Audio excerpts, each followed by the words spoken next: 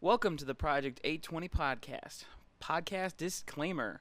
The following podcast is just a couple guys riffing back and forth about nerdy stuff, current events, hot button topics, and everything in between. Everything is opinion-based, and sometimes facts will be incorrect and misinformed. No one knows everything, and we aren't always fact-checking while we record. Knowing this, be aware when commenting that a constructive correction is always welcome, but a harassing and aggressive retort will be laughed at and dismissed immediately. That's all. Enjoy the show. This is the Project 820 podcast.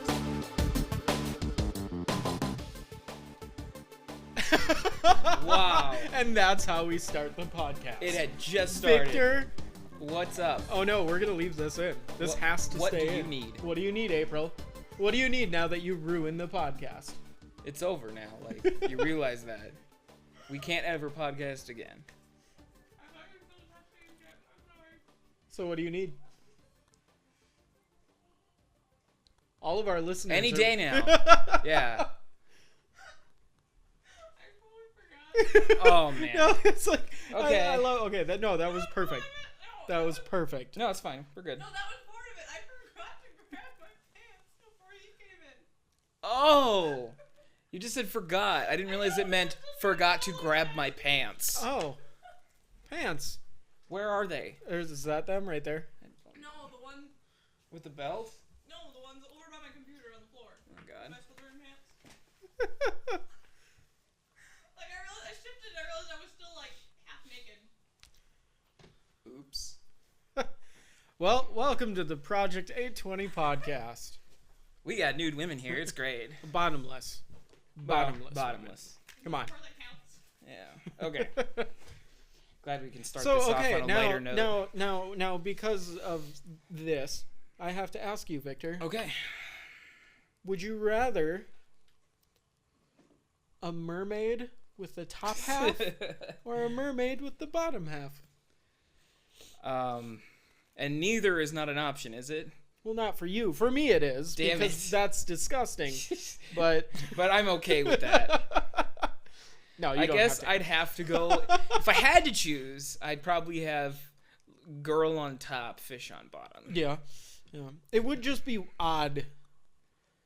I just think It'd just be- there'd be lots of blowjobs. Well, And that'd be it. I mean, it would just be weird, like making out with a fish face. I wouldn't. No, it'd have to be lady face and fish bottom. Would you even keep the boner if it had a fish face?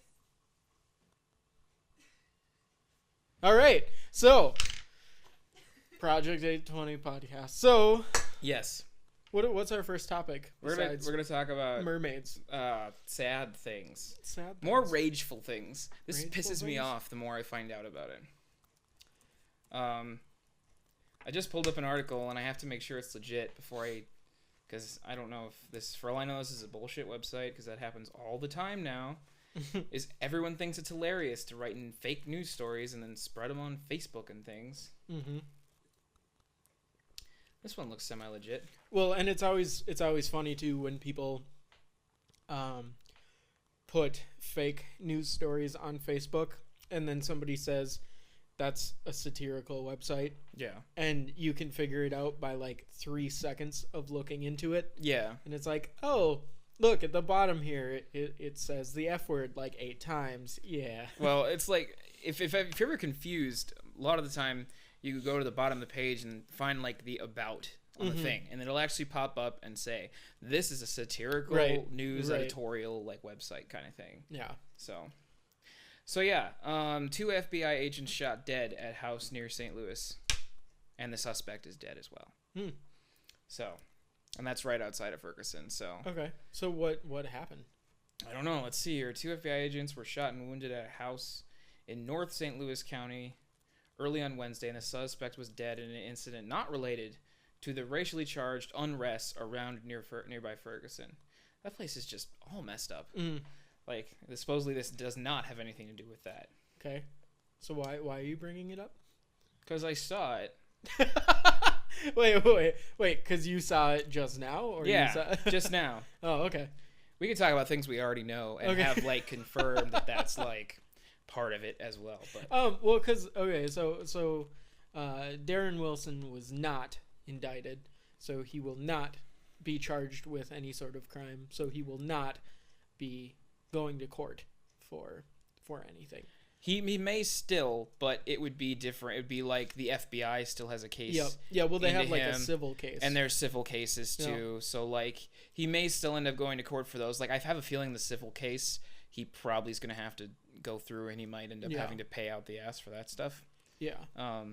Because if there's a civil case, I mean that's all just money. Yeah. So it's just going to be like you are, your sentence supposed is pay these people X amount of dollars. Right. Well, and I know that the Brown family, the criminal, he was not criminally indicted. Right. And I know the Brown family can they have some legal options ahead of them as far as I think their next thing is they're pursuing the police department itself. Yeah. Because I think they were going to have like they were going to do like a wrongful death suit. Right. Against him and the Ferguson police department. Well, because did you hear Darren Wilson's story that he told? I saw a clip of his interview with it's what's his name, Stephanopoulos. It's absolute shit though. Like Is the it? story that he told. So the story that he told is, I was driving down the road, and I saw these two people walking down the middle of the road. So I rolled my window down, and I said, "Excuse me, but could you walk on the sidewalk?" To which their response was, "Fuck you, we're not listening to you, pig." Oh, nice. Okay, but so like, first of all, why would you respond to a cop who is in uniform that way? I could see it happening, maybe. Some people are just stupid. Jerks. Sure. Like, yeah. To which that Darren doesn't surprise Wilson me supposedly responded again with, "Please get off onto the sidewalk." Which and was then, probably, to be fair, that was probably more like, all right, I'm not going to tell you again, get the fuck on the sidewalk kind of thing. Like, I guarantee you he's like, kind of like gingerly explaining how he behaved when it probably wasn't like and then perfect behavior. Michael Brown walked over to the car and started punching the officer in the face. Yeah. Okay, so that means that this nice white guy asked these two really mean black people to walk on, and then they were very mean, and then he very nicely again said, "Oh, could you just please walk on the sidewalk?" Gee golly gosh. And then they beat the shit out of him. Yeah. Does that sound believable? Like, at all? I feel like his story is not embellished where it needs to be and is embellished where it shouldn't be. And then what happened is, as he's beating him up, Michael Brown stops in the middle of beating the crap out of this police officer in a uniform and has cigarillos in his hand that he stole from the convenience store, which he did. It's known that he stole cigarillos from a convenience store. He then took them, gave them to his friend in the middle of beating up a cop and said, "Hey, hang on to these," and then kept beating the cop up. Okay. And then he was trying to get his gun away from him, is what Darren Wilson said. He said that Michael Brown was reaching for his gun and trying to get it, and then he pulled out his gun and pointed it at him, to which Michael Brown then said, while still struggling with him in the car, "You're too much of a pussy to shoot me." So then he started taking the gun away from him, but then Darren Wilson got the gun back, fired a shot, which, that is true, a gun was fired from within the cop car. Okay. Now, didn't that go Michael through Brown, the driver's door? It went through the windshield. Yes. Well, because what I heard was that it went through the driver's door and the passenger window was down, and that's why there was glass and stuff. Okay, yeah, that's probably correct. Yeah. Okay, so then he shot, and then I thought that grazed him. That shot grazed him. That's what they said. I don't know, maybe. Yeah. And then Michael Brown started to run away, and then turned around, reached in his pants like as if to grab a gun, and that is when Darren Wilson fired a lot of shots. He hit him a few times, and then Michael Brown took another step forward, supposedly, and then he fired more shots. Yeah. And that's what killed him.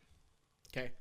Now, there was a dude with him there the entire time. There was the other guy, right? this other guy says that he went with Michael Brown to the store, and he then stole stuff from the convenience store, and he was like, "Whoa, don't steal stuff from the convenience store. Don't do that." Okay. And then instead of running away from this kid who just committed a crime, he's like, "Let's go smoke pot together." Woo! So they start walking down the street. They're almost to their destination when a cop pulls up and says, "Hey, get onto the fucking sidewalk." They then say, "We're almost at our destination. We're almost there, whatever." And then he said, "Get on the fucking sidewalk," and started driving away. And then stopped, slammed on his brakes, went in reverse as quickly as he could, hit the brake, and said, "What the fuck did you say to me?"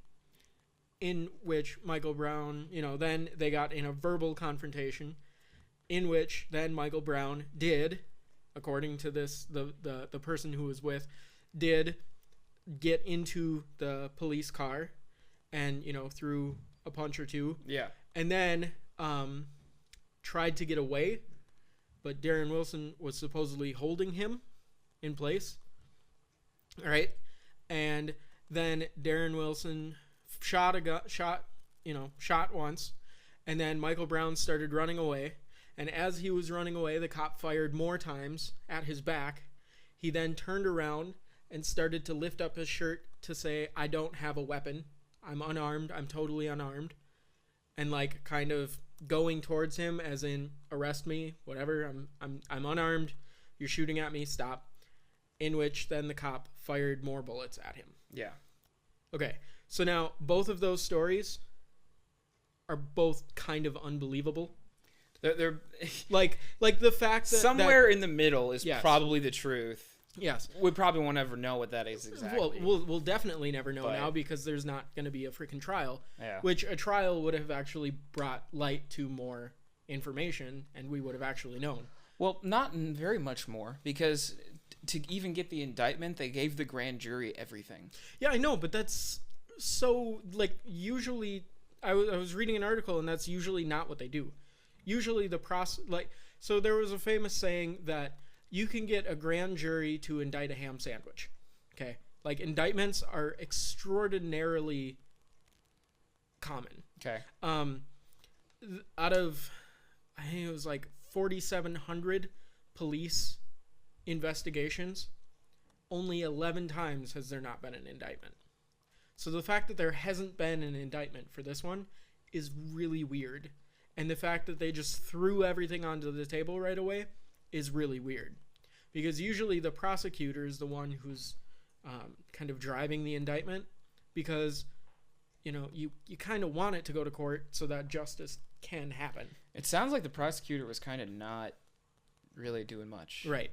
Because wasn't the reason that everything was presented, wasn't that pushed more by the PD, the police department and stuff?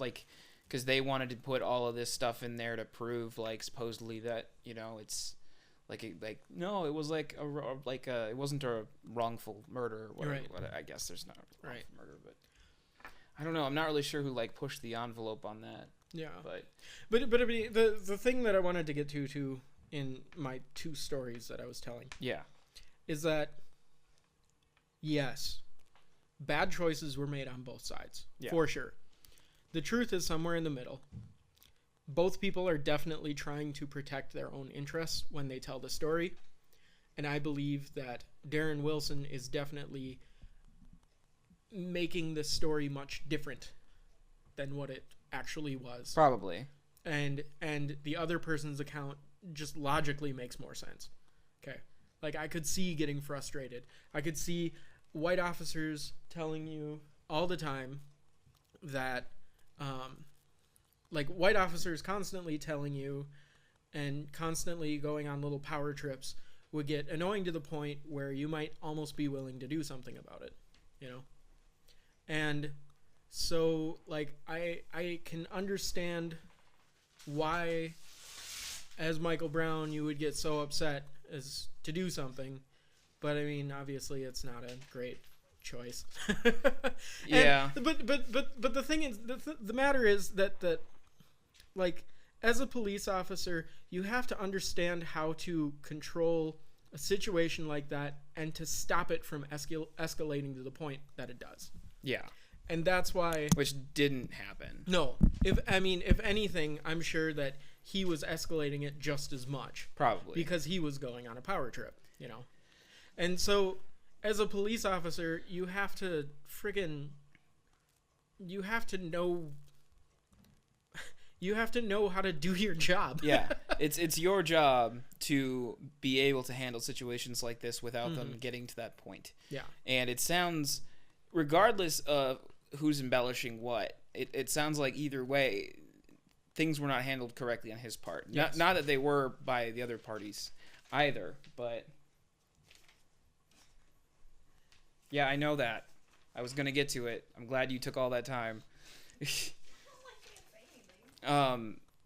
Yeah, no, they came back with like some of the forensic stuff that they had presented, because they gave all of all the evidence that they gave to the grand jury. They usually don't do this, but they then released it all to the public. Yeah. Because they wanted people to understand, like, here's why they got to this like conclusion. Right. It's because of this science. Yeah. And people are like, you know, like from both directions. It's ridiculous. But yeah, one of the things was definitely that he wasn't shot. There were multiple accounts of people saying that he was shot in the back. Yeah, and he wasn't. He wasn't at all. Yep. And I forget the guy, the name, who actually came out and announced that he wasn't going to be indicted, but he came out and said that multiple witnesses had come forward later. Multiple had stories that changed multiple times when more evidence was brought to the public, and then they would change their stories. So a lot of that stuff wasn't discussed. Like, they kind of threw it out because it's like, well, if your story's going to change back and forth and flip-flop.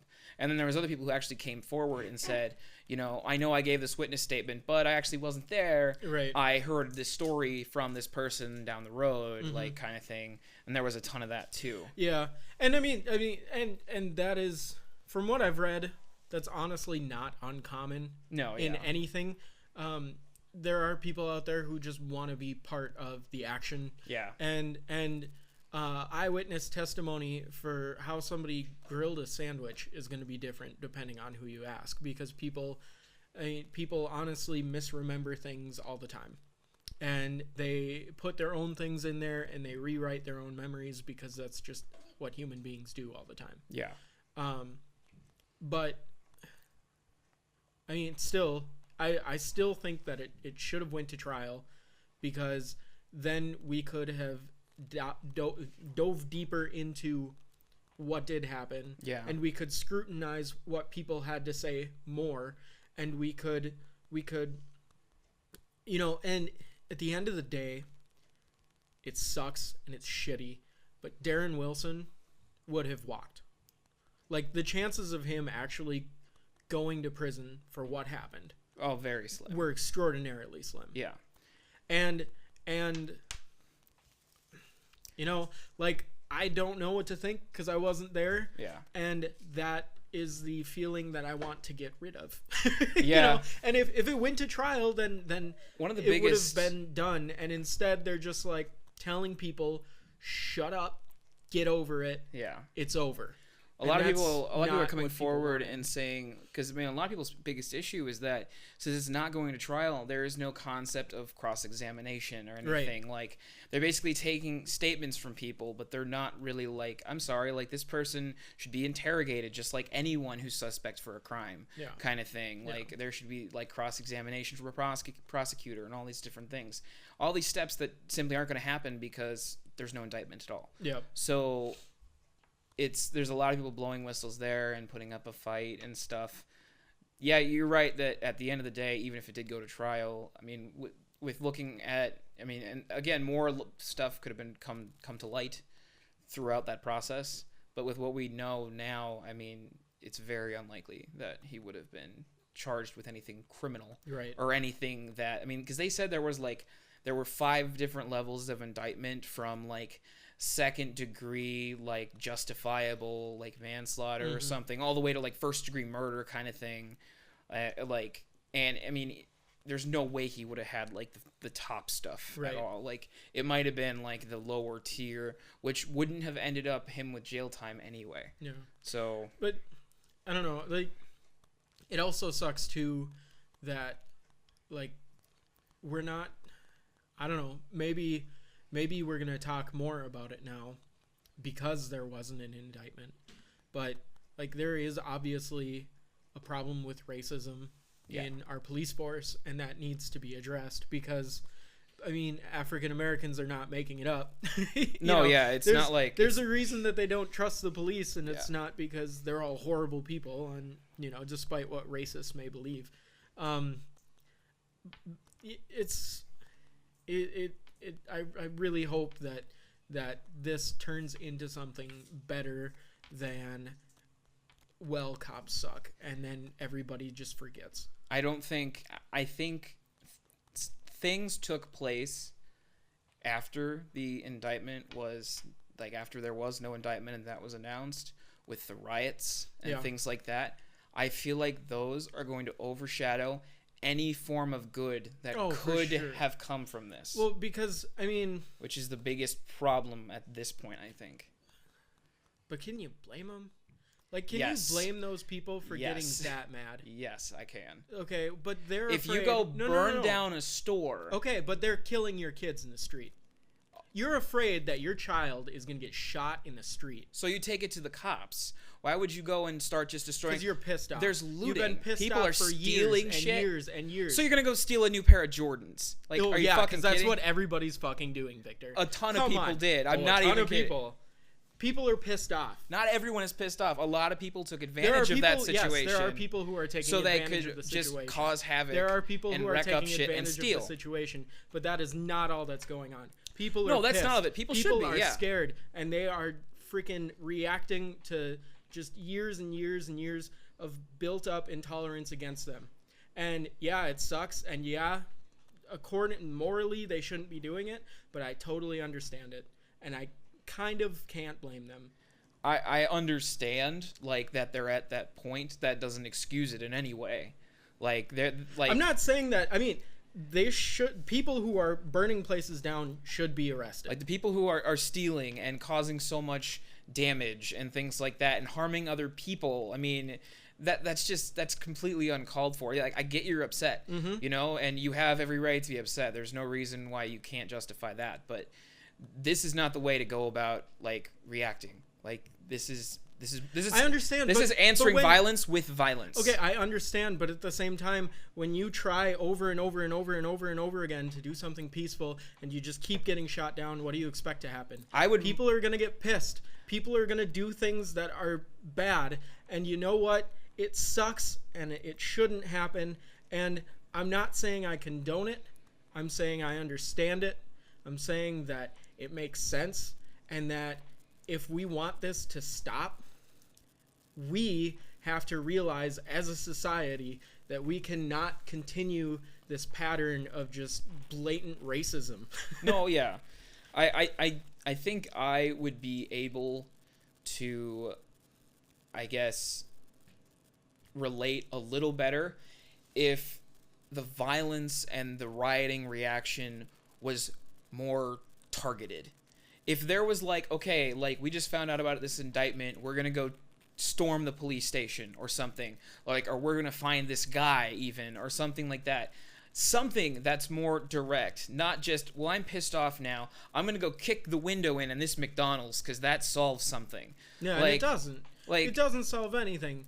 But because that building that went down, I mean, how many people are now out of jobs? Probably people who were also pissed about this. Oh yeah. Like, so you're just creating more problems. Mm-hmm. So the situation was not handled properly. Mm-hmm. People have every right to be upset, Mm-hmm. but there had to have been better ways to handle. Oh, for that. sure. But at the same time, and I agree with you there. I'm just saying, I totally get it. Because if you're honestly afraid, like, let's say that your child, you were afraid that one day he was going to do something stupid and somebody was going to shoot him just because of the color of his skin. And you lived with that every single day. And you realized that that even though your kid was really smart, because of where he grew up, because of the school he went to, because you didn't have the money to provide for him, because you could never get a decent job because you're black, because you're just screwed from the beginning. You know, after all of that, you would... I get it. Like, I can't fully get it because I'm white. So me saying, "Oh, I get it," is like the dumbest thing ever. But I understand that life is just so much harder for African Americans than it is for me. I do understand. Zeke, we're busy right now. Go. I completely understand the outrage and the level. Like, I do get that. Like, because I completely understand, and it is completely justified, because I guarantee, like, this stuff has been building, and it's been a problem, and it isn't being fixed, and being peaceful about it hasn't fixed it either. Like, and like standing aside and letting the police like do their jobs and stuff obviously isn't doing it either. Oh yeah. So especially when they militarize the poliice. Yeah, and then bring in the National Guard, point their guns at people. Yeah, that's awesome. So it sucks because you're in a situation where everyone is reacting. Mm-hmm. That's all that's happening is just react. That's all it is. And someone has to fucking stop and like figure out how to fix this. Like, cause it's just, it sucks that it's a lot easier said than done. No, I know. It just sucks to see not only the reason for the outrage initially, which is the racial discrimination and the violence and the killing and stuff. And I'm sorry, you have to deal with enough of that crap in the community. Now you have to deal with the cops fucking killing you too. I'd be pissed too. I totally get that.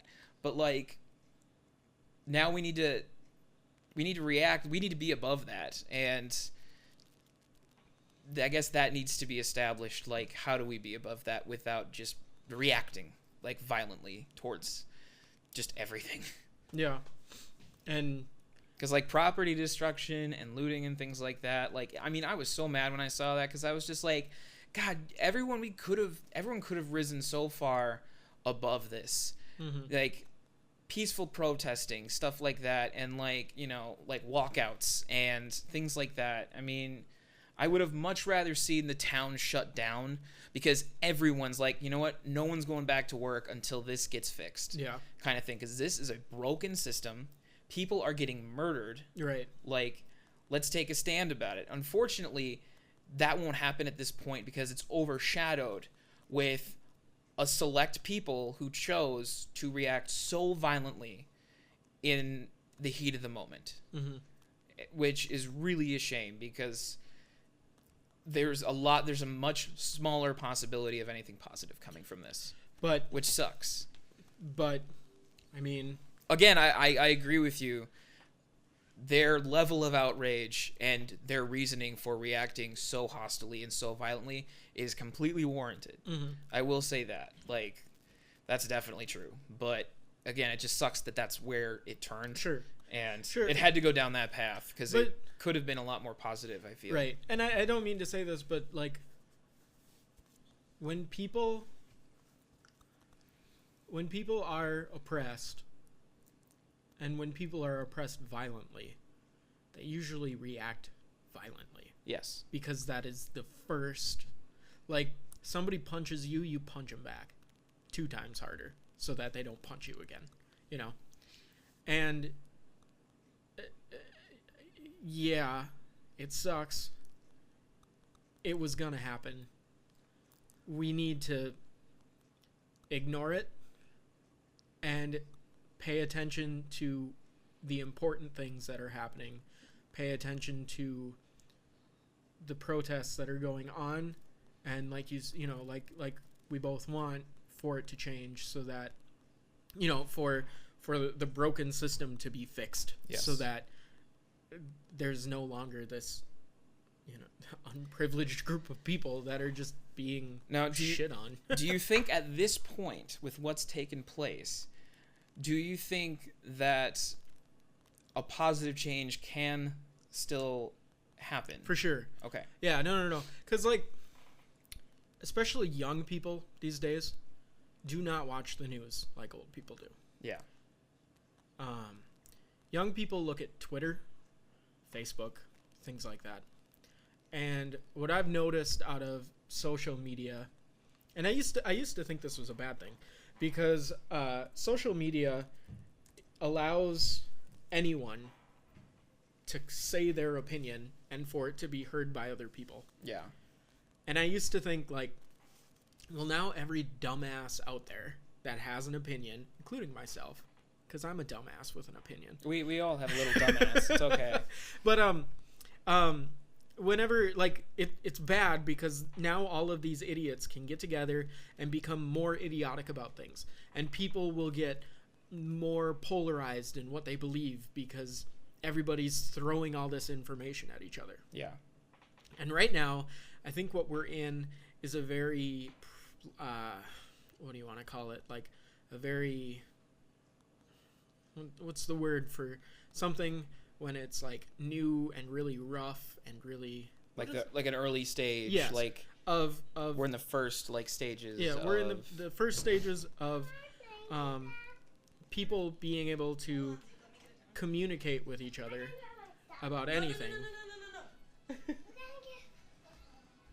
I just see fire and a blanket, so That's why I said yeah. Anyway, so as I was saying, we're in the first stages of people being able to communicate with anybody, anywhere, at any time. Right now, it's rough, and it's the first stages because there's no emotion to text, you know? Yeah. So, like, right now, when somebody has an opinion, you immediately and you disagree with it, you respond with, well, you're a dumbass, and I hate you, and your family should die. But as we keep going, it'll get better. Anyway, what I'm trying to get to here Yes. The point is that the ability for people to talk to other people allows our society as a whole to discuss extremely important topics, and you can put your own input in regardless of, you know, your wealth or status or any of that. So it's pushing social justice forward because everybody has an equal voice now. I just think one of the most positive things, at least with social media being as woven into our lives as it is that I know there's a lot of people who may not have voiced an opinion without that. Mm-hmm. You know, and now you have a lot of people who, and again, this is a small percentage probably because there's lots of people out there who voice the "you're a dumbass" opinion, which is unfortunate, but that's how it is. Hey, the Linux community! Yay! I had to plug Linux in there real quick. Yeah, we weren't going to get to it today, so I'm glad you did. But there is a group like of me included with even this forum of the podcast. You know, I don't know if I ever would have come out in any kind of a public setting and voiced an opinion on it because I don't know. I just don't really feel like it's my place, and I don't want to waste people's time, kind of thing. Well, so there's a lot of people. As two white people, I don't know if it well, is that's place. true. Like, but you know. And the thing is, everyone is entitled to have their opinions. Sure. They're not entitled to force them on other people. But I do think that with the way social media has been interwoven into our existence now, that is kind of giving a voice to those voiceless few who do want to make a difference. Yeah. And who do want to get their voices heard and stuff. And they want change. So I think that's at least a very strong positive from that. And I'm hoping with that kind of influence, plus you know, the fact that this isn't exactly the first time that this kind of stuff has happened lately. Yeah. You know, we've had it happening the last few years. There's been, and the thing is, there's big cases that the news talks about, and there's numerous smaller cases that we don't even know about, but are still happening. So I guess from this, you know, like kind of like one of those like Phoenix rise from the ashes kind of thing. It's like I feel like we're getting to the point where we can't let this go any lower. Like, let's start climbing back up, you know, let's start making change and fixing these problems. Yeah. And the only downside to radical change like this is that it enforces polarization. Yeah. Kind of like in Minnesota when gay marriage suddenly was legal, all of a sudden every person that didn't like gay marriage was very vocal about it. Yeah. And it was just kind of like, but in reality, what we're really doing is we're kind of forcing people to come out of the closet and voice their true opinion. And in doing so, we're kind of giving the argument a little bit of a booster, which might make it more hostile. Yeah. And it might hurt more feelings, but it's going to get stuff done faster. I guess maybe... I guess I would like to see, if there isn't any, like, really progressive, like, visible change immediately, which I'm not expecting there to be this big, just like, oh my gosh, everything's better tomorrow. But, I mean, at the very least, I'd like to see at least everyone maybe take a second and, don't make that racial joke, because what are you gaining from that? Right. Like, your friend's going to laugh, but you're just enforcing this, like, subliminal context that being a different colored skin person makes like them beneath makes you lesser. Yeah, which is complete bullshit. Right. Like, at the end of the day, if everyone could take a step back and just remember the fact that we're all people, like, there's no reason why we should be treated differently. If you want to be negative towards a person, be negative towards that person. Don't be negative towards their people, like, as a whole. That makes no sense. Like, I'm sorry, if someone cuts me off, there's no reason why I should yell, like, a racial slur because they happen to be black or Somalian or something, Like, which, I mean, I'd be the first to admit I've done that, like, and I'm not proud of it. Ooh, like, interesting story. Yes. I saw, well, I don't know if she was Somalian, but it was a black woman with the head, like the headdress and everything. Yeah. So I assumed she was Somalian, and she was driving her car in the right lane, and there was a white guy in the left lane who then drove really fast and then cut her off to take a right. So, like, just totally cut her off. How pleasant. And I was like, that's like the exact opposite of what you hear everybody in this fucking town bitching about. Yeah. Yay. And it's just like, and she slammed on her brakes. She was obviously a good driver. She didn't hit the guy. She was yelling. I could see her yelling. I it would was be like, too. hell yeah. Like, but yeah, it's just like the only reason that, so most people would have looked, okay, so like a racist person would have looked at that and thought that person is a bad driver. But if they were Somalian, then they would say, well, all Somalians are bad drivers. Exactly. And that's the problem. Yeah. And because, like, there are bad drivers no matter what. Yeah. It's just that when you see it and you have like this stereotype in your mind already, it enforces it. So then it's like, oh, well, I guess it's right. And yeah, like, every time I hear somebody make a joke or, like, say something, I just cringe on the inside, and I'm like, I really want to punch you, but I'm not gonna. I think that is probably the biggest step we can take just as a society, is to just, in your head, like, pause, hit the pause button when you're going to do something like that, because you don't gain anything from it, like, if that Somalian does cut you off, there's no reason why you should be negative because of their race. Be negative because they're a shitty driver. Yeah. Like, that is definitely the reason to be negative. Sure. Like, but to that person. Yes. And like, to a whole group of people.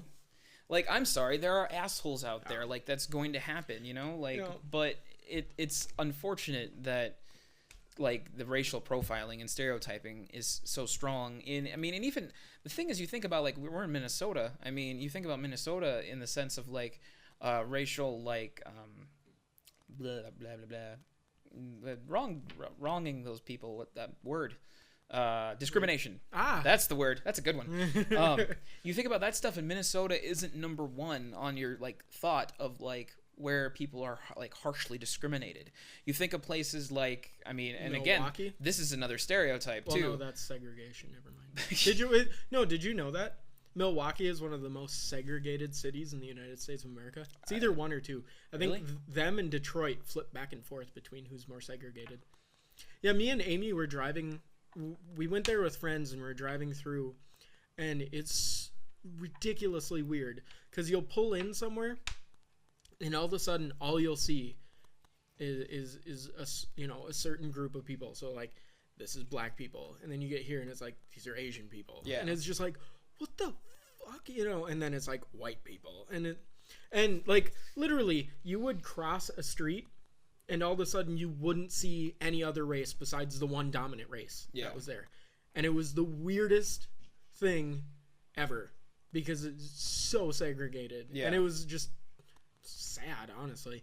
But then it was really interesting though, because while we were driving through the black neighborhood, all you saw was like on all the ads, it was all black people.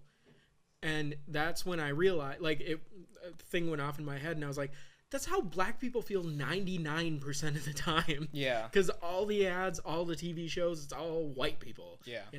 And they have like the token black guy, and it's like, oh great.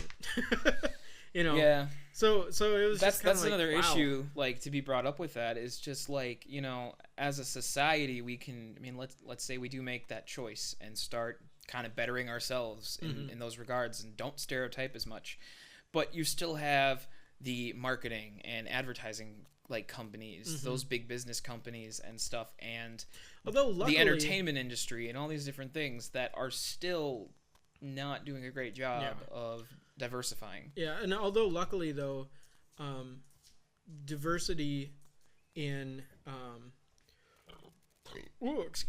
diversity in ads is usually something that's sought after in a lot of companies because it makes you look more politically correct. And yes, people will like you more.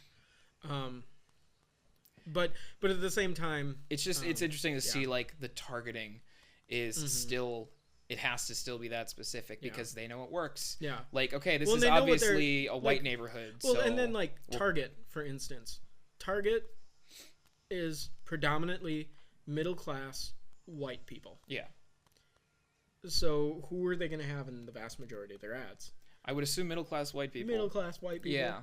Yeah. Whereas a store like I don't know any other stores. Walmart. Yeah, they're really diverse actually, because Walmart's target audience is or target demographic is pretty wide. How about like, Coburn's? Coburn's is probably mostly middle class white people. Yeah. Whereas like Aldi, for instance, is more mid to lower class people that they target. Yeah. And it's usually a wide range of anyone who's poor. Yeah. But like when you see their ads, you know who they're targeting because they have those people in, and I don't know, that's kind of an interesting, because it's like, is that racism? Does that then make capitalism racism? It's racial Comment profiling. on it. Oh capitalist racist. Yeah. We just got 10,000 views because I dropped the words capitalism and racism together. Communism is good. Now we have 20,000 views. And a lot of hate. Just tons and tons of hate. Communism is good in theory, never in practice. Like, I am really busy, Zeke, okay? Close your door. Thank you. Special guest, Zeke. Yes, we keep him locked in his room. Oh. I love you too. How cute. Get back in your hole. April's looking at me like I'm awful. I do not keep him in a hole. I'm laughing too. Oh God. But yeah, so lots of stuff has been going on the last few days. Plenty of stuff to comment on, and we can us white boys can voice our opinions too. Damn it. There's not enough middle class white people's opinions. Exactly. Listen to ours. We're right. Okay, so let's jump into one more thing. Women in technology. What about it, Paul? They just made a new show called Women. I should really look this up, but essentially what it is it's a podcast. Sorry. You're fact checking. We don't fact check, just bullshit. Come on. We bullshit, yes. But so what it is, it's called Women's Tech Radio. Okay. And it's run by Angela Fisher, who is the wife of Chris Fisher, who is the runner of Jupiter Broadcasting. Yes. And they have many podcasting. They have many podcasts that they play, and the guy does it as a full-time job. He just podcasts. But his wife and somebody else, they started this women's tech radio where they then find every week they find a woman in technology, and they interview her and ask her like, how did you get into the job, blah blah blah blah blah. And the whole idea behind it is to help women find resources that they need in order to be successful in technology. Okay. So it's really cool, and I'm dropping it because I don't know. It's right now the technology world is predominantly men, and that occurred because back in the 80s, I believe it was, when the personal computer was first coming out, it was highly targeted towards men, but not targeted towards women. So when women would go to school for computer sciences, the men would have this gigantic head start on the women because men were more likely to have already played with a hobby computer, which is they were kind of referred to at the time. Yeah. And so because they had that advantage, the teacher would often kind of leave them behind, and then all of a sudden the tech industry became predominantly male. Yeah. And now we're trying to, there's a lot of people trying to kind of get back to making it even again. Yeah, I don't know. I just wanted to drop that because a little plug for something positive. Yeah, Jupiter Broadcasting is an excellent place to get tech news if you want it. And you know, the Project 0820 podcast. Well, yeah, and us, obviously. Yeah. But on to something happier. I will say, like, you know, kind of just wrapping up your point with you know, the women in technology and stuff, like, I will say, like, it's obviously still a problem that it's, you know, like a woman and a man with the same training, and a man is more likely to get the tech job. Oh, for sure. Which is still a problem. Like, so there's still huge issues with that. But, like, you know, at least there's a few strides here and there, and, like, it's now starting to even out, like, slowly, you know. So and it's going in the right direction. Like, I've seen what is it, Rooster Teeth. They started up a new gaming kind of just broad news channel on YouTube. And so they do news reports. They do them all day long, like breaking news stuff if there is. Like, they're constantly posting new stuff. Their two main people that report on stuff are both girls. Oh, nice. Horror nerds, like ridiculous. Like, I'm pretty sure, God, what is it, the one, like the one was on, like, one of those professional girls, like, gaming teams for a while. Oh, cool. Like, doing, like, FPSs and stuff, and like, just all over the place and stuff. And it's, like, nice to see that, like, that's not just, like, a bunch of guys just spilling about stuff. Like, there are girls doing it too because they know what the hell they're talking about. Sure. Like, and you listen to them 2 or 3 times, you're like, oh no, these people actually know their shit. Like, so. Although for them to be considered a gamer, they have to be 10 times. Oh, you have to do everything. Yeah. Like, which I think I'm quoting April. Probably. In saying that. Probably. Right? To be considered a gamer as a girl, you have to be 10 times more of a gamer. You have to do everything. I don't know if that was a quote from me, but I know that was a thought from you. That was a thought from you that I turned into a quote. It's now a quote from you. Yeah. So originally said it's by true April. though. It is, yeah. Because, like, you or I could sit and the only thing we could do is play Call of Duty and we'd be considered gamers. I'm betting some people consider me a gamer and I hardly ever game. Probably. They would consider me a gamer because I sit and code at a computer. You know. That does not make you a gamer. No, it doesn't. I'm horrible at games. It probably makes you nerdy. Oh, I'm nerdy, yeah. I consider myself a gamer, but that's because I do game. Oh yeah, you like game I play lots of games. But I wouldn't call myself a broad gamer by any means. Like, I'm not huge into console gaming. There's a few titles here and there and stuff. But for a girl to be a gamer, like, I don't think you can be considered a female gamer unless you do PC gaming. Like, you have to do that in some form. Otherwise, like, if you just console game, like, oh, you just do it as a hobby, or you play like you play because your boyfriend plays or something. Like, so. Although with console gaming, you have to end up playing. You have to have played so much stuff. Yeah. Like, you can't just play Call of Duty. Right. But did you know that if you count cell phones, women are bigger gamers than men? You can't count. If you count Candy Crush. Yeah. No. Like, if according to this new poll, they counted cell phone games as as part of it. Yeah. Console games, cell phone games, all that. And women are bigger gamers than men are. If you count cell phone games, because the vast majority of cell phone games are played by women, predominantly women. I believe that. It's not crazy to think about. I believe that too, but I wouldn't think of cell phone games as gaming. Right. It's like mindless. I guess I wouldn't think spend 10 of a minutes. male or female and associate either gender with cell phone gaming as making you a gamer. Yeah, I guess for me, regardless of gender, if you want to be a gamer, you need to actively play, multiple titles, like, consistently kind of thing, and regardless of platform, and stuff like However, that. I'm still playing Pokemon 10 years later. isn't gamer more of like a self-proclaimed thing, where you're just like, I consider myself a gamer. So then it's like, okay, sure, whatever. Like, why do you have to fight somebody for the title? Because You feel that? women have to fight harder for it. Yeah, no. I know. That'd be the difference. I know. I know that, but I'm just saying. Because I don't think you gain anything from for being a gamer. No, like, there's no need. unless you game professionally, Right. and there are plenty of girls that do that amazing. Right. Like, But I'm just saying, like if you consider yourself a gamer, like, why would anybody argue with you? Is what I'm saying. Like, isn't it why? because it is people, ready? People are douchebags. Oh yeah. Yeah, remember? Oh yeah. Because people suck and they think they're entitled to fucking everything. And God, I mean, God, what is that quote from? Like, a person can be smart. People are dumb. Yeah, people Yeah. are cows. Although I don't know if that's true. I think the collective whole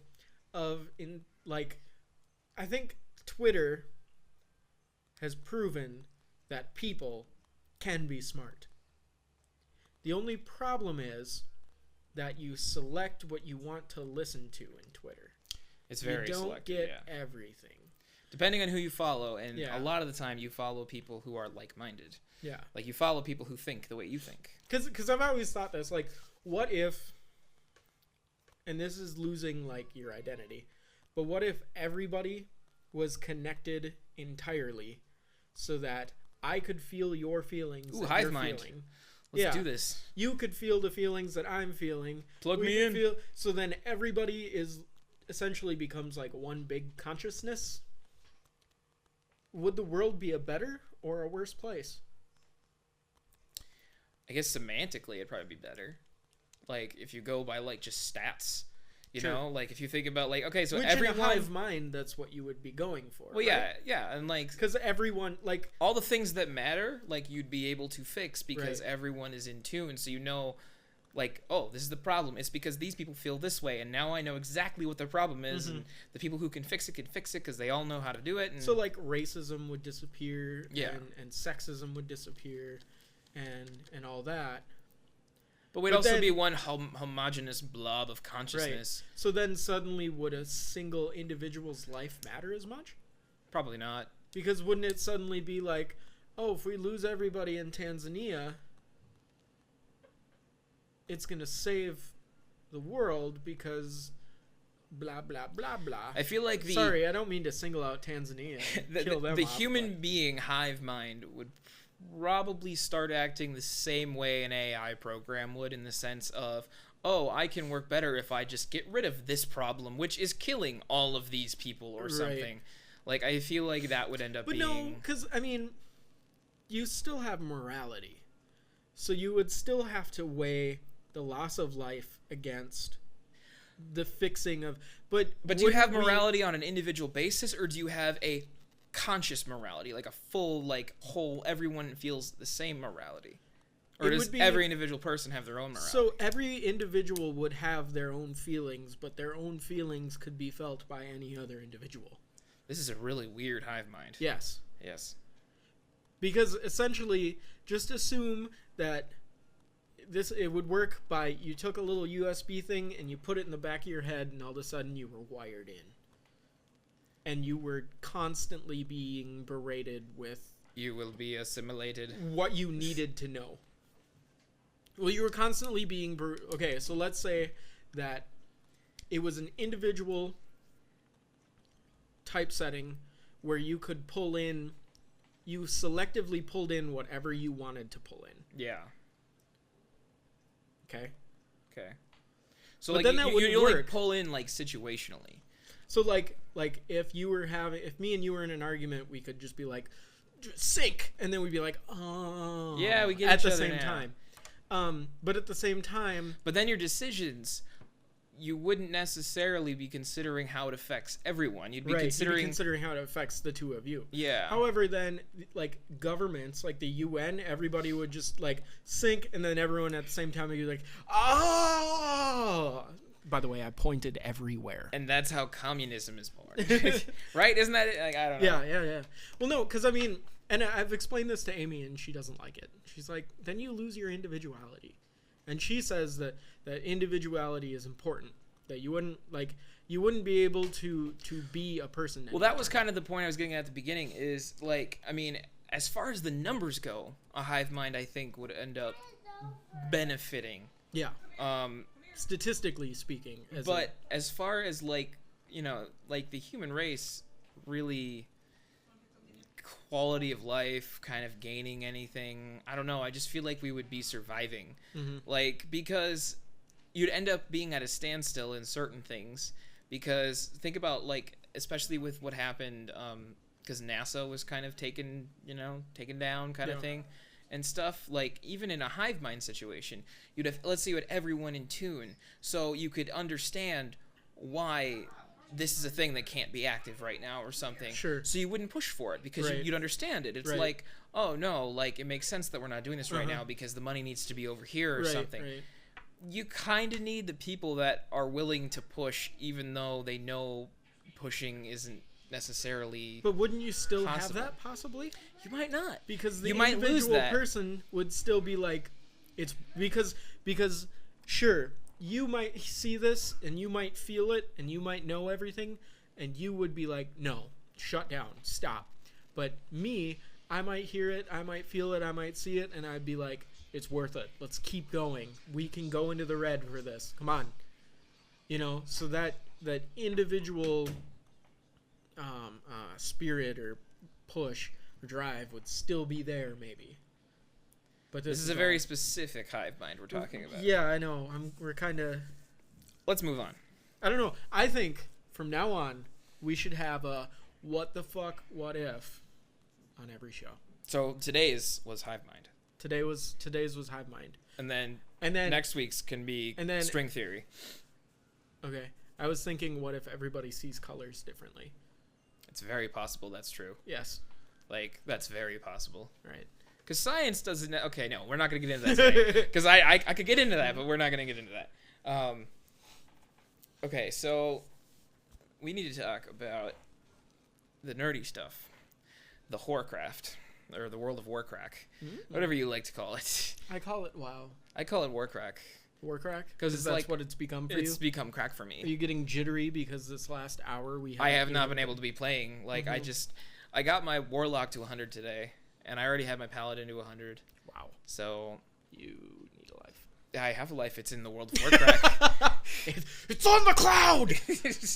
My life is Okay. in virtual reality. By the way, can I just say this real quick? The cloud is the dumbest saying I've ever heard. Do people Because- actually think there's a cloud somewhere? Well, okay, because the whole reason the cloud came about is because it's on the internet. And the internet, in diagrams, is always shown as a cloud. Because you have no way of knowing what path your request is going to take. So when they show, this is a server, this is your computer, you request, and it goes through the internet, which we're showing as a cloud, because God knows what's in there. Bam! So that's how, because, like, the path that your packets took, I could be wrong here, but I'm pretty sure. If I am wrong, I'm sorry. But We're not fact checking. the path that your packets take and the path that you receive them from could be totally different. Yeah, That might be wrong. that might be wrong. It could Let's be do right. it this way.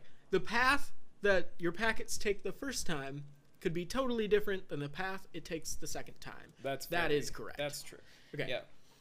I think a lot of people have this kind of like idea that the cloud is literally just when you send the information out, it just kind of floats there somewhere. Right. Like, it does in a server at Microsoft. Yeah, that's the or thing. At Like- Canonical. Wow. Or at Google. There is or, a place. There's a physical place where that data is being stored. Yes. Like, And there is a physical company that can go in there and fuck with that data because it's technically theirs, depending on the EULA that you signed. yeah. Like sometimes, Which no one it's- reads. Right. Sometimes it's like we own this data. We're gonna mine it and we're gonna sell the information we get out of it, called metadata, to people. Or sometimes it's you own this data. It's encrypted. We're not gonna touch it.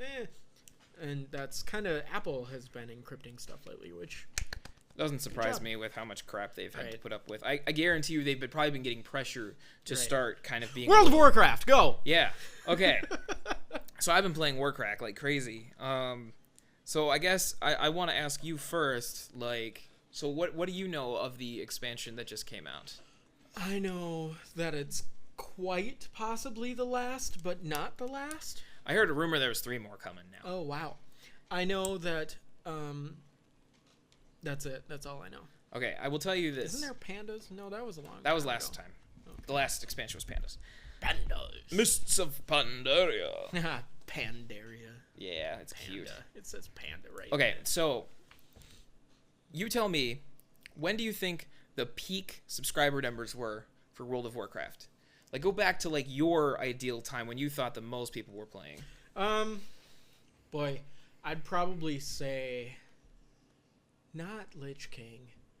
But what was before Lich King?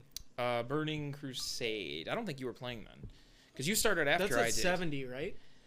That's up to 70. Yep. No, I started playing at Lich King. Yeah. Stop I'm, listening. I'm gonna have to say Lich King, actually. The highest numbers that World of Warcraft ever had for subscribers was they had 12 million active accounts at the end of the Lich King expansion when you actually Hey! fought the Lich King. I was kind of right. Since then, it's been consistently down. Yeah. Steady decline. Sharper declines when Cataclysm started getting lame and Pandaria, no one wanted and cared. Wait, didn't Cataclysm be lame right away? Cataclysm had a big subscriber number the first quarter it was out. Well, because didn't they nerf the shit out of it in Cataclysm? What do you want? Your voices are messing with the Xbox. Really? You needed to fucking stop us for that? Fuck you. God. Victor's mad. I beat her. It's, Wow. It's great. I'll cut that out. So Lich King. So Lich King. No, the numbers were really high right after the Lich King raid because that was probably the best kind of player experience at the time. Yep. That had the most subscribers. You had about 12 million people playing. Cataclysm came out in that first quarter. It was really high because you had a lot of carryover. But after that first quarter, everyone who was like really buzzing and was really into Lich King realized Cataclysm wasn't Lich King. It wasn't the same. Like, you lost a lot of stuff you loved. Well, they nerfed the shit out of it. They changed a lot of things that a lot of people didn't really appreciate and things like that. Right. So their subscriber numbers went down. Because it was so low when Mists of Pandaria came out, there was no buzz or anything. So they even Pandaria's early numbers weren't very good. Yeah. And they just steadily went down. Well, because I mean, as somebody who's jumped in and out of Warcraft, when I heard that Pandaria came out, I was just like, "Woo, Yeah. it's dead." That was a Like, lot of people. I was like, Me it's- included. I was like, "It's dead. Who cares? Why are they still trying to revive this dead horse?" Because I got Pandaria when it came out, and I think I leveled one character to max level at first. And I played, because I didn't play consistently for Cataclysm, because, again, I had the same issue everyone else did, is I started Cataclysm right off the high of Lich King and kind of petered off, so my playtime kind of petered off too.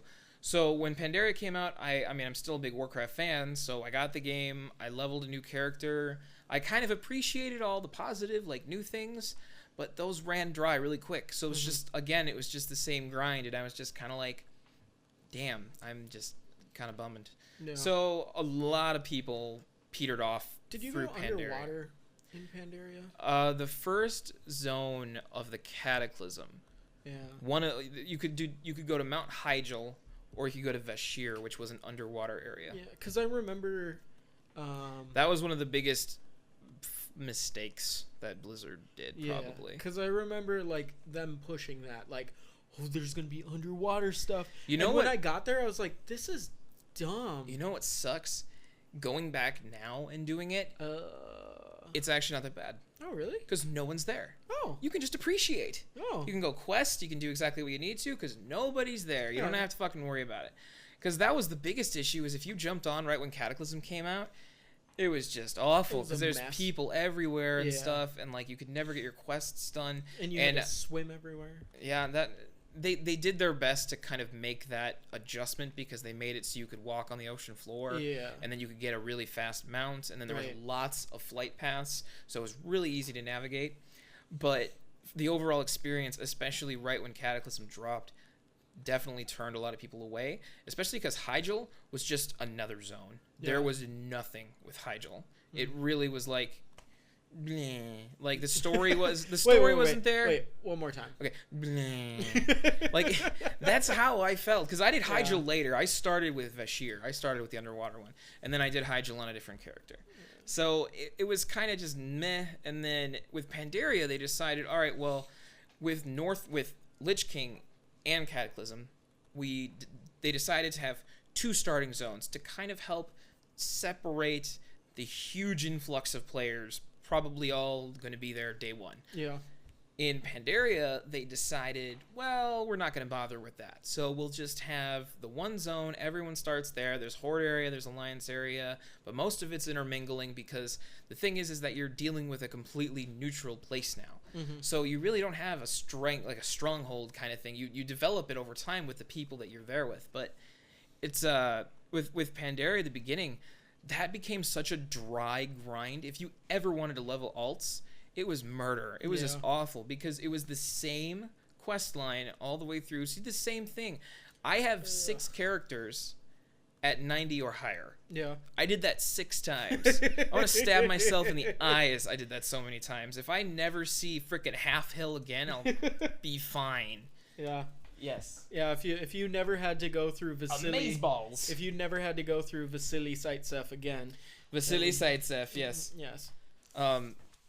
But so that's part of the reason is the Pandaria leveling experience got very dry, and there's a whole other part of the gameplay that I'm not super familiar with the raiding end of it, because I did not raid Cataclysm or Pandaria, but I picked up a lot from other people, and a lot of them said the experience was nothing. I mean, there was no big I'm gonna fight the Lich King. Yeah. Like there was a Lich glimmer. King was huge. There was a glimmer of it at the end of Cataclysm because you got to fight Deathwing.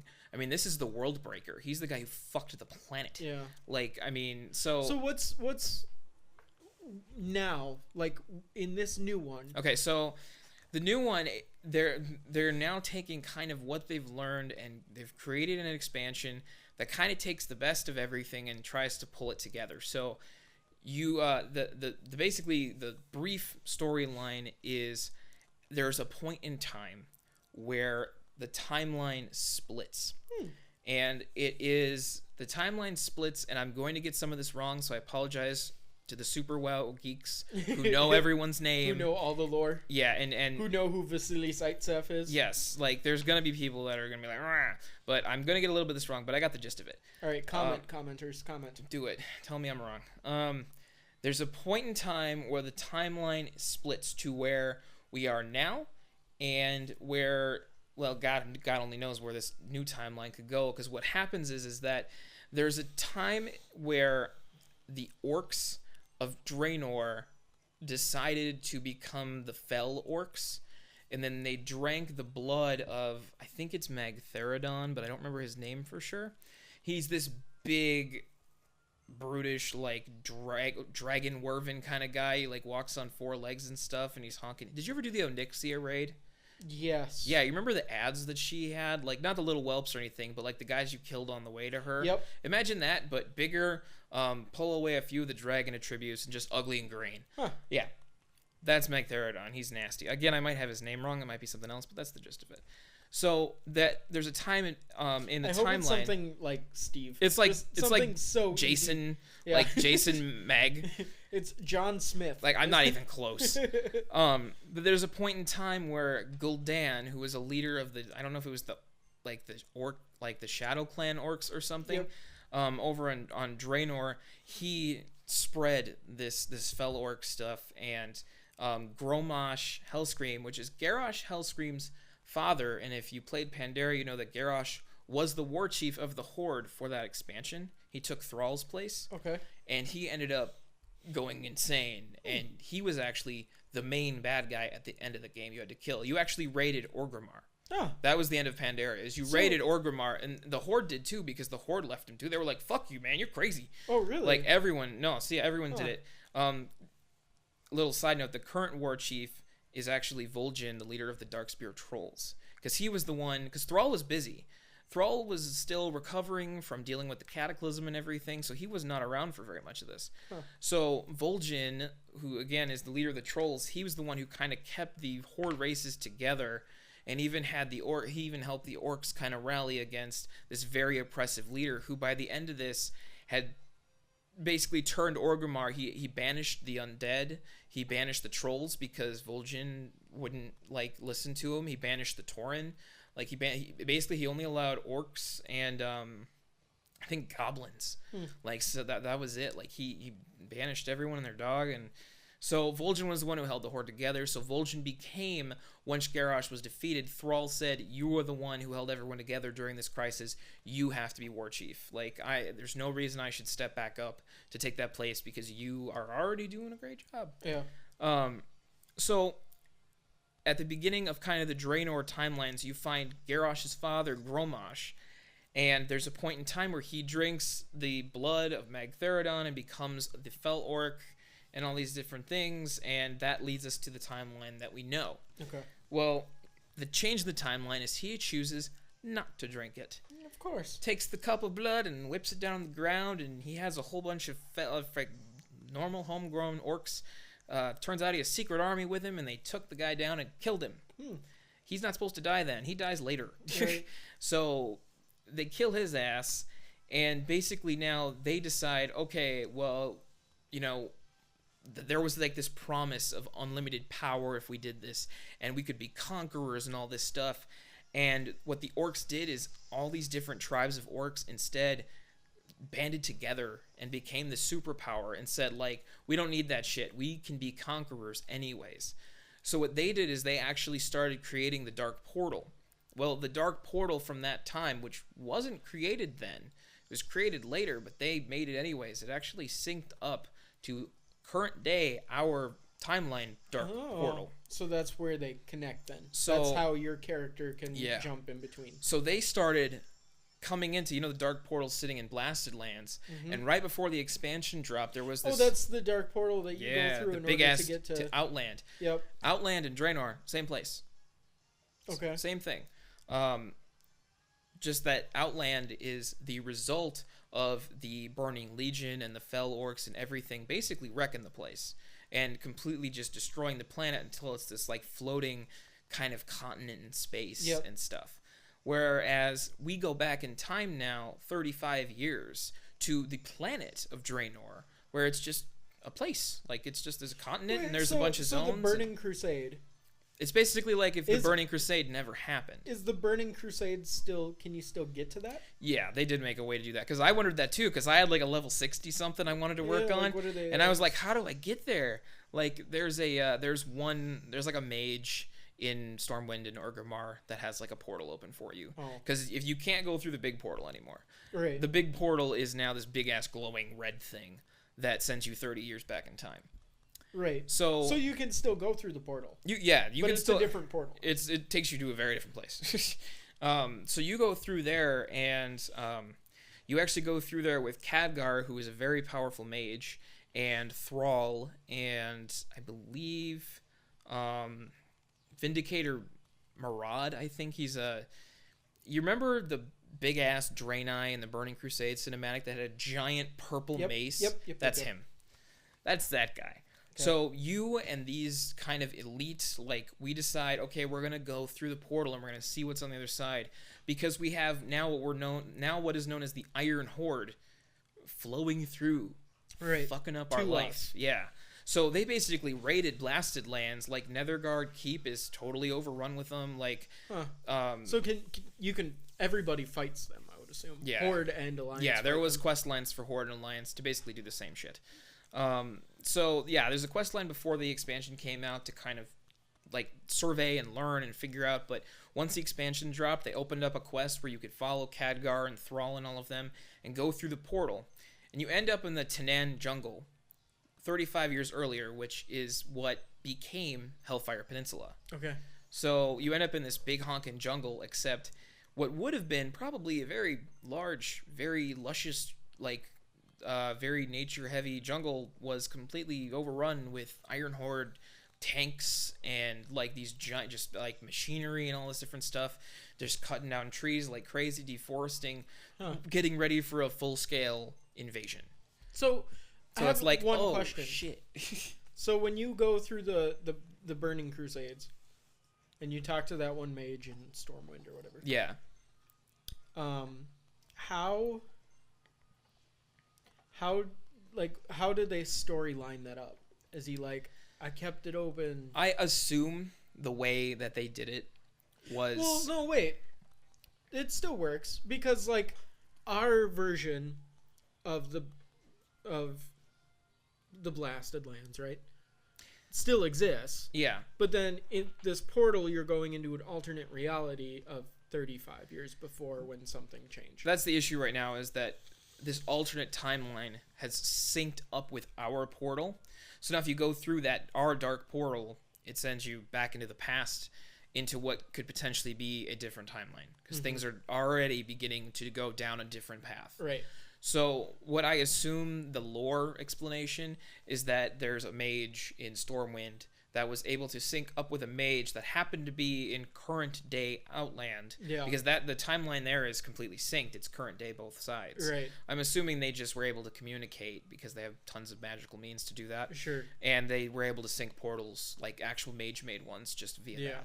that. Because in that sense, going from Azeroth to Outland, which is wrecked up Draenor, is it's just an issue of distance. Right. It's just a planet. It's another planet. So Right. it's easy enough to kind of sync up a couple portals with that. Sure. So we can't exactly do much with the giant dark portal. Now, I'm going to give away more, like, some spoilers, just because. But one of the very first things you do when you get there, you destroy the dark portal. Oh. You do not want the Iron Horde going back to where you came from. So you stay there with Thrall and all your guys, and you go and start wrecking up the place. The Alliance go to Shadowmoon Valley, which I don't know if you ever... Yep, yeah, you I got made through it that. there. It's kind of this fell, dark area and Yep. stuff. It is this completely... It looks kind of night elfy. It's very like this... There's lots of forests and lots of Draenei cities and things. The Black Temple is actually Calibor, I think, which initially was going to be the Alliance main city for this expansion. And then they said, screw it, because there's just still Stormwind and your So is there your no main garrisons city? and stuff. There's no new cities with this, no. There is no new city. There was going to be a big one in what used to be Blade's Edge, which is now Frostfire something or other. I Yeah. don't remember. That's the Horde area. I haven't actually experienced that yet because I haven't leveled a Horde character. And then Shadowmoon Valley is the Alliance area. So they did something, and again, we're jumping back to the good choices they made for this expansion to help bring their numbers back up, was that Horde went one place, Alliance went another place. So you had two different starting areas again. Okay. As opposed to Pandaria, which Everybody that was a big... float through one Yeah. gate. Yeah. So they also instigated this new means to have people on one server kind of be instanced separately, so they're on their own little mini servers to help kind of lighten the load on their servers and stuff. Okay. So granted, the first 3 days of the expansion being out, there was so many people playing. The numbers went from the the last quarter of Pandaria being out to this quarter here with this new game coming out. The numbers actually jumped from 7 million subscribers to over 10 Wow. in a few months. Wow. So they said we had we doubled our server space because we knew this was going to bring in a lot of people. Still wasn't enough. Wow. It was just tons of people came in. They actually ended up giving out extra game time to people for free. So to they kind had, of apologize for that. And they had 7 million people, but I bet those 7 million subscribers weren't playing nearly as much as and not all at once. Right, yeah. Like day one on that Tuesday or whatever, everyone was you in. probably had 10 million different people logging in. Like, so it was rough to say the least. Yeah. But they got the servers kind of settled down once, because then people started to kind of thin out and spread out and stuff. Like there are people like me who already have 2 characters up, and there's other people who like are playing, but they're not playing, like they just got started with it or something. Right. So even on the most heavily trafficked servers, everything is still running a lot smoother now. But I would say, yeah, the big things are they're handling the kind of first few weeks here a lot better than probably, I don't know, Lich King was pretty nasty. That first 2 days Lich King was pretty bad. Yeah, I remember playing, and I was in a queue, and it said, you're 369th in line, and I was like, Yeah, do you want to know what the queues were for this? What? 4,000. For real? Actually, the highest I saw was someone took a screenshot. It was over 8,000. Wow. Yeah. Over 8,000. It was bad. It was Wow. very bad. Wow. I remember Matt and I were playing day one, and we logged off to go get lunch and came back and didn't get to play again on those characters. Wow. Because we happened to have our main characters on a high traffic server. Like Feathermoon? Feathermoon's actually pretty low now. Really? It was Sargeras, which is a PvP server, and that one was locked the whole day. We couldn't get back in. So there was also, they had kind of a slight malicious attack on their systems, because Really? there was actually people intentionally, like you had like a flux of a group of people, which is probably a lot of bots on computers, all trying to log in on one thing, and they could take whole servers down with it. Gotcha. And they did it a lot. So it's like a denial of service attack. yeah. So that was a big issue, but I guess to kind of get into, briefly get into why the expansion is so much more successful than Pandaria is, again, the questing experience is split up, but I would say the number one thing is definitely the garrisons, which are basically you get your own base. You're a commander, and because you go over there, and it's you, Thrall, Vindicator, Murad, and Khadgar. Like, you are one of the top guys. They were like, dude, this is the guy that killed Deathwing and the Lich King. He needs to be a commander in our army. So they literally set you up with your own outpost. Huh. And everyone gets their own thing. Like, so everyone is awesome all of a sudden. everyone, yes. Everyone gets their own individual instance where they have their own outpost. Huh. And what they did is they integrated that very heavily into the questing experience. So from your journey from level 90 to 100. So they kind of made a massively online multi-game into a single-player game. Kind of. They They managed to do that. And I feel like that made the questing experience so much better, because the grind was gone. Well, yeah, because You'd be there's sitting a storyline that you're actually... There's a very heavy storyline. You are busy doing the grindy stuff, the questing and everything, but when you want to take a break, you can go back to your garrison and work on stuff there. There's a mine in your garrison. Regardless if you have mining or not, you can go mining, because you have a mine in your garrison, Yeah. There's an herb garden. If you don't have herbalism, doesn't matter. You can go pick herbs and stuff. You have followers. That's one of the biggest things, is all these different people that came over with you and stuff, like people from past Warcraft games and everything. Like, you're actually running into all these other characters from the lore, and they all choose to serve under you. Like, you are their commander and stuff. Huh. They actually are physically at your garrison. You can go find them and talk to them. Do they, like, fight for you? Can they help They'll you? do everything. You can, there are certain people who can serve as bodyguards, so if you assign them to work at your barracks, then you can go talk to them, and they will literally hang out with you all the time. Can you have, like, a healer? Like, hey, follow me and heal If you me. can find a class that'll, like, someone specific that'll do it. The only person I have right now that has the characteristics that can do it, it's a dwarf death knight, but he's rocking awesome. Like, it's like having a second person to help you all the time. Sure. Without the mobs getting any stronger. And without, like, hey, Matt, sign on. I need help. I don't want to work this hard. Mm-hmm. So you have this crazy integration into the questing. Because if you honestly just took the questing, it probably would be similar to, I guess, the storyline that you experienced in Lich King. Quality storyline by any means, but again, even that gets dry over time. Mm-hmm. Well, because you were able to take these kind of breaks and go back and forth, do this for a while. Okay, I'm going to go to my garrison. I'm going to send all of these followers I have on these other missions, and they're going to bring me back gold, garrison supplies, XP, gear. I mean, you can get freaking raid level gear from these people. Like, sometimes they'll go out and on certain quests, like, they come back and you just send them. Like, you don't have to do shit. Yeah. So that integration in there, and then you just build your garrison up. There's 3 tiers. The first tier, you're allowed to build like a large building and like a small building and a medium building or something. You put it a tier up, and then you can start building more buildings and stuff. There's buildings for every profession. So there's like tailoring, jewel crafting, blacksmithing, and stuff. So there's all that stuff, which you really do kind of need if you want to do the next expansion's professions, because they're very kind of dependent on it. Yeah. Because otherwise it's asking a lot to try and do it otherwise. But there's like the barracks, there's a stable, there's barn, there's a logging camp, there's all these different things. It opens up the field to have such a custom, unique experience. Like, you can go through, and I've leveled 2 characters now, and there's still things I haven't done. Yeah. I can go back and do a 3rd now and actually pluck out the last few things that I didn't do on those 2, because there's so many other options. Right. I still haven't gotten a garrison up to tier 3 yet, which opens up even more buildings. I mean, you can have a storehouse, you can access your bank. I mean, it's pretty vast, and I can't get into everything because it's a lot. But so maybe that's why they didn't make a new city, is because everyone stays there. That's the thing, is when you're done. And they give you a Hearthstone for it too. Just on top of everything else.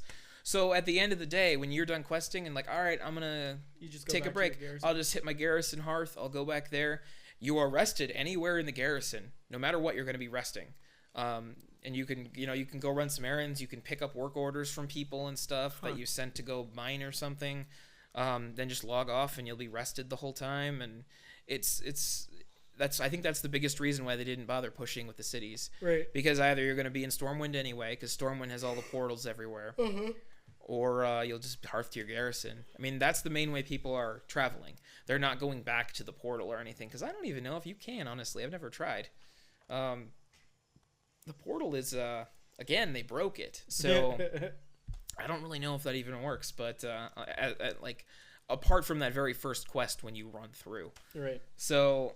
no, there's a lot of stuff, but the things that are working are, the very, very enriched storyline with what's going on, and the Iron Horde and these 7 orc leaders that are powerful as balls.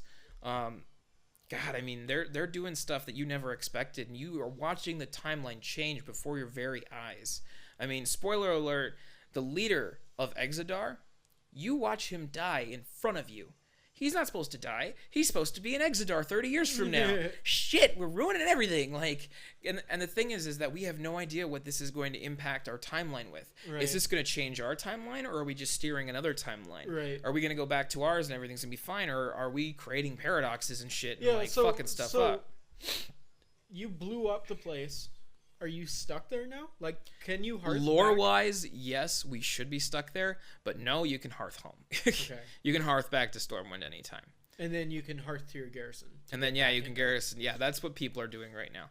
But, and mostly that's for, like, doing stuff like auction house and things like that, because you really don't have any reason. What else would you need to unless you're leveling so or I something. wonder if, in the end, like, the last patch, if they're going to be like, all right, bitches, everything's different. My concern is moving forward.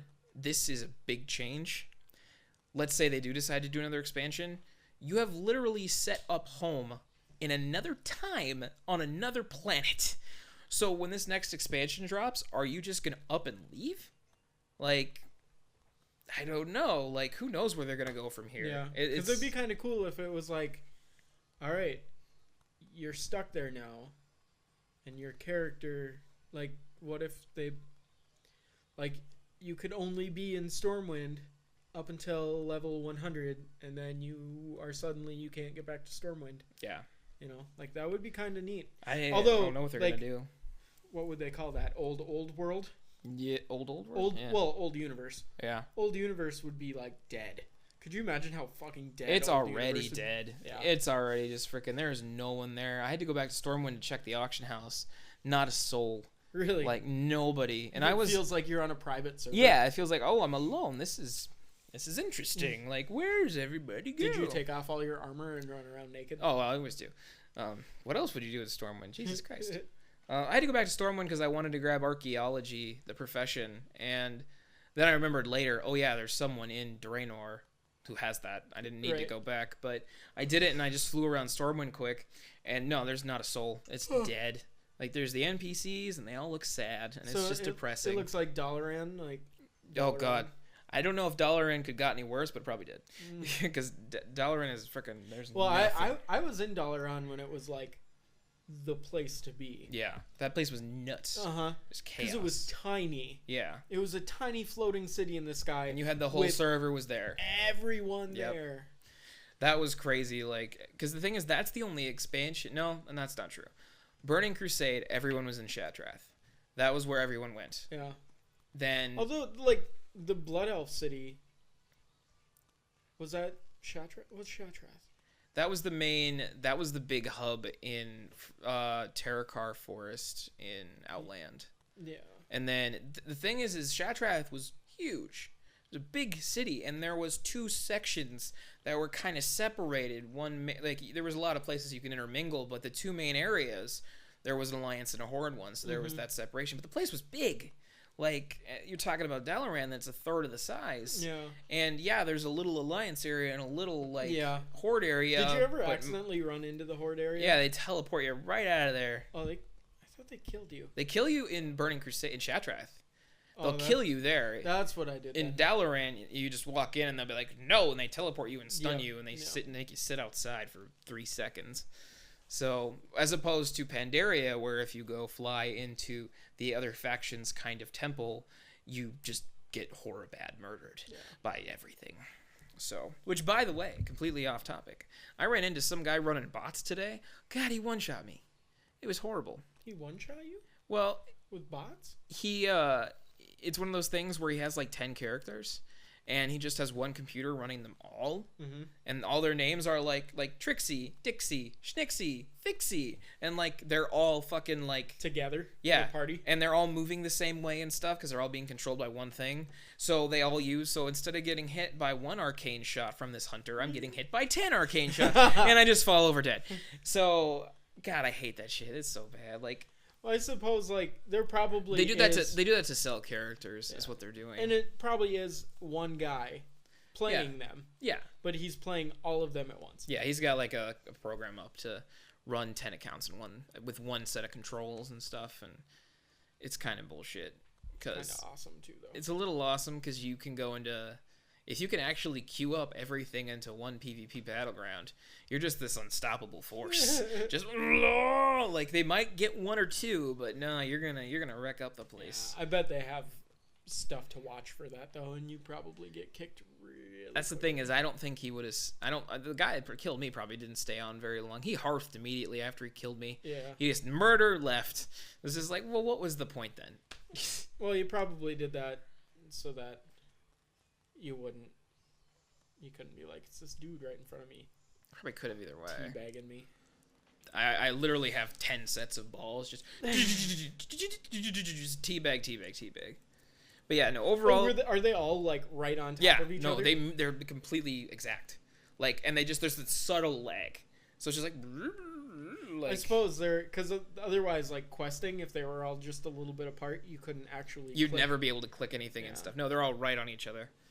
I would say overall the expansion is much more successful than the last two, which I think is part of the reason why the rumors of having 3 more expansions is not that far-fetched. Yeah. Because if they put out more content like this, where you actually get, I mean, I think the concept of having guild halls now is much more likely at this point because they've had a very successful experience with having your own physical space. Like, I mean, that's something people have been asking for years. Was just give me my own like hall to like that I go home to, like kind of thing. Like, there's no reason why I shouldn't have a home. So I don't know. It's working very well, and so far it's a lot of fun, and the storyline is really. The only sad thing is if you're not big into raiding or heroics, you're gonna miss half the story. Yeah. Because the actual probably end, like the defeat of the bad guys, is all in the raids. So it's one of those things where you get to How big of a raid is it? Like 50? I heard they're having 2 big raid patches, where they're having full scale like Ice Crown Citadel level like big raids, which is actually one less than the last few expansions. Because they usually do 3. They do, even for, you think about Lich King, they had the Naxxramas raid, they had the Ulduar raid, and then they had the Ice Crown Citadel raid. They had a little Ruby Sanctum one at the end, but that one didn't really count. Yeah. And the nice thing, actually, was that stayed fairly consistent, and that middle raid was always really good. Yeah. That was always, like, Ulduar was awesome.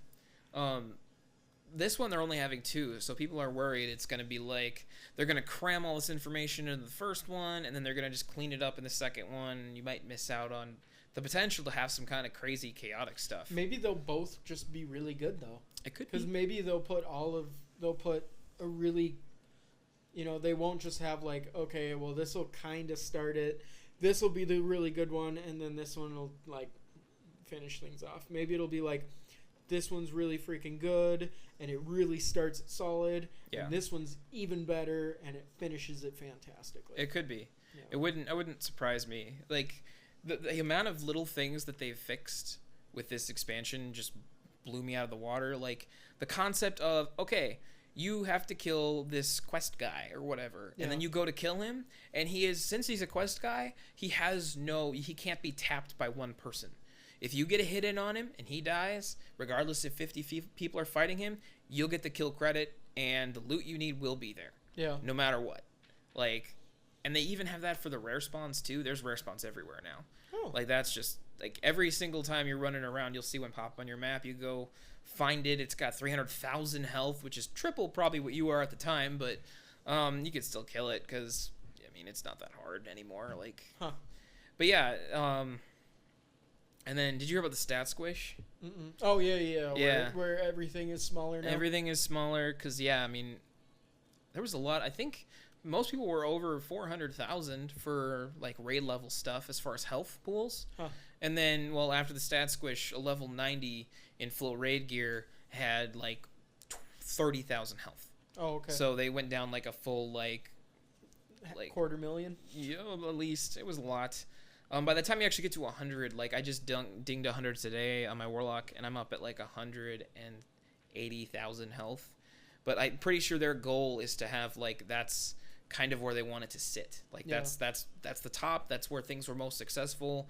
That was right around, like, Cataclysm rating, I think. And that worked really well as far as health pools. The numbers weren't too ridiculous. You weren't throwing out attacks for hundreds of thousands and stuff, so it wasn't too obscene. Because if they had just kept scaling up at this point, I mean, everyone would have 5 million health, and it would just be pointless. Because why does everyone have 5 million health when everything can hit for 4 million? Like, there's really no difference between this experience and having everything, instead of being 4 and 5 million, be 400 and 500,000. Right. So it doesn't change the experience at all, but everything is smaller. So otherwise, they changed the questing just in the sense that the XP you need per level is detrimentally smaller. Like, you used to need 5 million XP to level. You need 400,000 now. Oh, wow. Do you still get the same amount of XP, or did they crunch that too? No, you pretty much get the same amount. Oh, It's so a you little level pretty damn quick. It's a little smaller on some things, but for the most part, it's about the same. And, like, the XP you get from quests didn't really change either. So after killing a hog, are you level 2? Probably a few hogs, but yeah.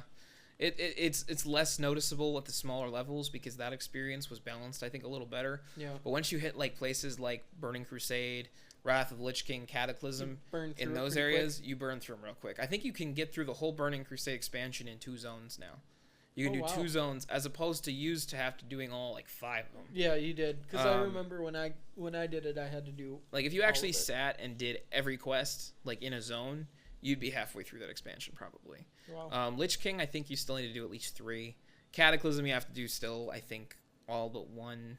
And then with actually with Warlords of Draenor here, this last one, I don't think you can hit 100 without at least going to the last zone, unless you really do a lot of side stuff.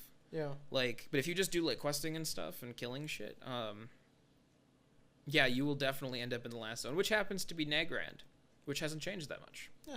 Because it was pretty in Outland, and I mean, okay, there isn't any cliffs that fall off into nothingness anymore. Right, There's but actually still. just an ocean, Oh, so.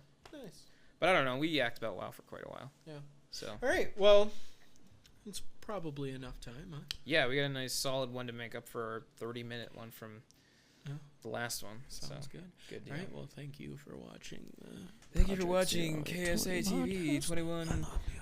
I love you. Thank you for watching. Why do you always do that? I love you. Who do you love? Everyone. Should they all like this and upvote it? Yes. Yes. Thumbs up.